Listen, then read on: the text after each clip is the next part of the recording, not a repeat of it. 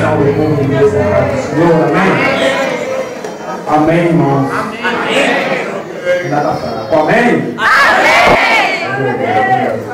Quantos estão felizes aqui nessa noite? Glória a Deus, aleluia. Um ano de festividade, mais um ano como vice-líder desse grupo unido. Que o Senhor tenha abençoado, que o Senhor tenha derramado a sua bênção sobre cada jovem. Quero agradecer a Deus por ter me dado força para estar com eles. E se for da vontade do Senhor, continuaremos juntos. Né?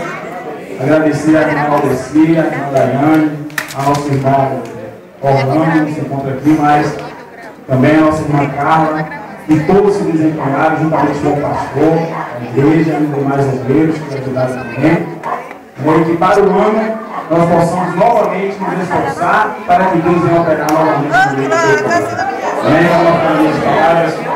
Eu vou deixar aqui para a meditação da igreja, 1 de Samuel, capítulo 3, versículo 19, que diz assim: crescia Samuel e o Senhor era com ele, e nenhuma de todas as suas palavras deixou cair em terra. Crescia Samuel e o Senhor era com ele, e nenhuma de todas as suas palavras deixou cair em terra.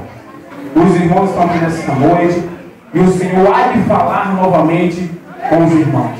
E que você nessa noite possa abrir o teu coração, para que quando o Senhor lançar a semente em terra, ela possa frutificar e dar frutos para o Senhor. Jovens, faça como Samuel, fique na brecha, busque ao Senhor, porque Deus ele tem obra na vida do jovem. Deus ele tem, aleluia, sonhos para realizar. Agora só depende de mim e de você que está na presença do Senhor. Eu só agradeço a minha oportunidade em nome de Jesus.